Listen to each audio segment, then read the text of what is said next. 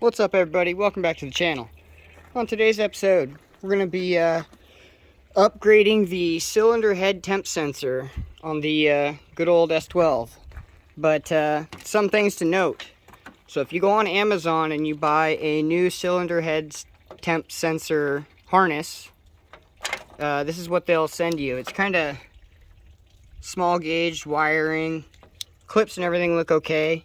The pin in there is bent sideways, like that's how you get it, so that's not very good.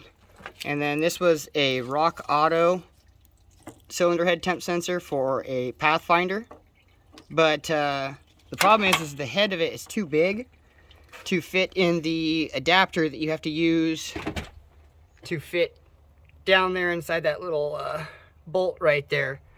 So if you get the genuine Nissan one, it comes and it's a little smaller head.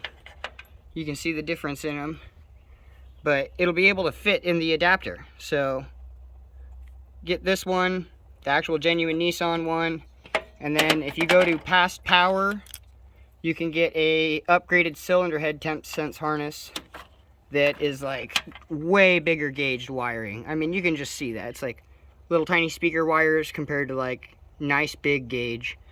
And the pins are actually straight, so plus.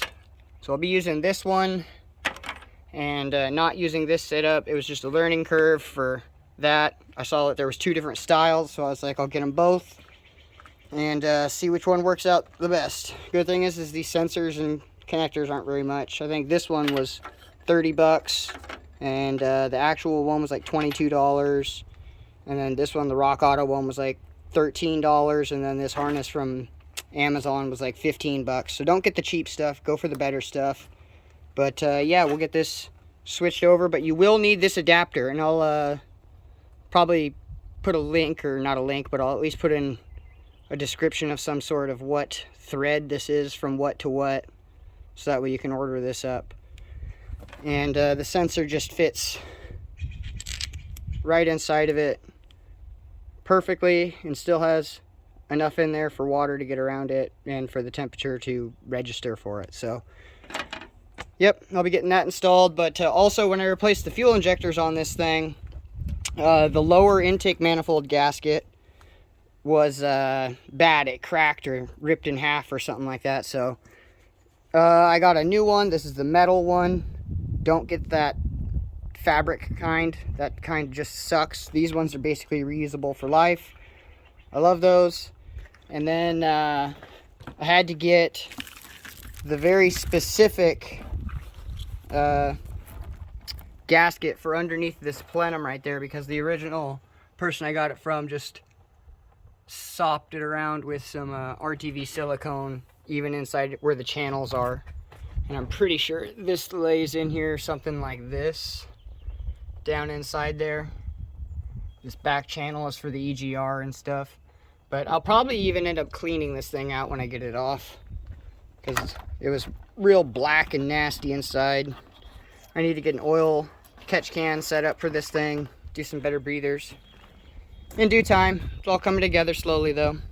But in the meantime, yep, we'll just get all the throttle cable off, pull this thing off, disconnect all of the hoo-ha, and never forget the little water line right there. That seems to be the one thing I always forget when I'm trying to pull this off. The water line is still attached to it. I'm like, damn it. So we'll get that and get it going. Alright, so after you get all these Allen head bolts out, you'll be able to pull the plenum off. And you'll see this one had a cracked gasket in multiple spots. It's literally just chunks of it hanging on there. But the back of this gasket is what or the back of the intake manifold is what I'm talking about. This is where your PCV valve comes in from your valve cover. And look at that. That is disgusting. I don't know why that was even, that's even standing oil sitting in there. That's horrible. So that also might play a little bit of a role in your, you know, top end performance. When you're wide open throttle, you could be sucking in a little bit of oil and stuff, because I see the gasket was broken there, so maybe it was pulling it through. Who knows? But either way, these things really need oil catch cans. I mean, granted, this thing's, you know, 35 years old or something like that, but Dang. Still, that's pretty bad. I might end up cleaning that all up. I'm sure the intake runners look exactly the same, so kind of it is what it is. Maybe when I pull the motor out and do like a full rebuild on it and do the forged rods someday when there's a big old turbo sitting right here, she'll be all redone anyway, so I'm not too worried about it. But it's something that if you're going to keep stock, to keep in mind. Get in there, clean all this stuff out every once in a while, or get an oil catch can system, so it'll at least prevent most of that. Alright, we'll get to pulling the rest of it out. Alright, once you get your upper intake plenum off, it'll be real easy to get to this little temperature sensor. This is the one that goes to your dash, so if your dash isn't working, your temperature gauge, it's this sensor right here, and mine doesn't, so I'm going to replace it as well. And that's the part number for that. So that'll work for all S12s, 300ZXs, Pathfinders, etc. Maximas, they're all the same. So that'll be a quick one to put in there. Also got new fuel injector clips. So we're going to be getting rid of these ones that are all barnacly and crusty for all new ones. So there shouldn't be any problem with fueling. It should be all 100% brand new stuff. These injectors, got these ones from Germany, so they should do good. They know what they're doing over there. Alrighty, we'll get to pulling that out, and then we'll pull out this little bolt right there and throw in the new cylinder head temp sensor. I'm just gonna leave the old one that's down in here. I don't even know if you can even see it. No, you probably can't. But yeah, it's way down in there behind the timing cover. But here's the wire for it. You can see it down there. But yeah, we're just gonna leave that one there. No point in even messing with it anymore, because it'll be connected from right here just straight to right there. So pretty easy. Oh, another thing. So your plenum, they're all gonna look super nasty and corroded, or not corroded, but just covered in oil and disgusting. So that's another reason why you really need to get them catch cans as soon as you can. And then I'll probably end up having to take this lower plenum off when I go and get it ported and everything, and it'll get all cleaned up then.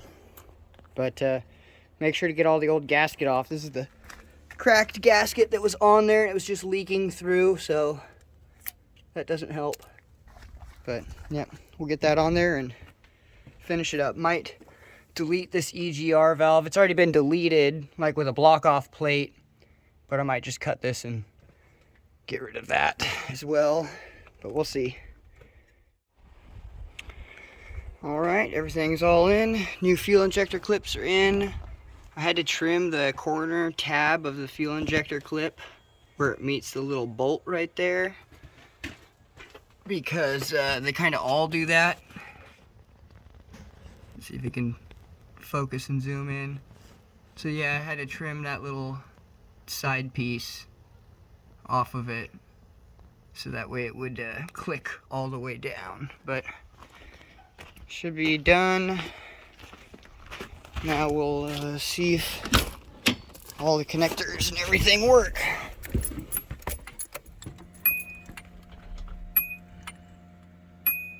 Let it prime.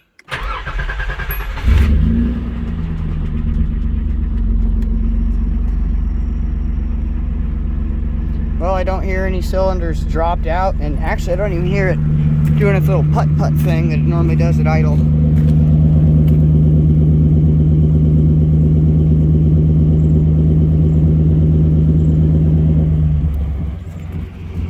Sweet deal. Should be at like 950. Yep. Good enough for me. Alright. Well, that's another episode down.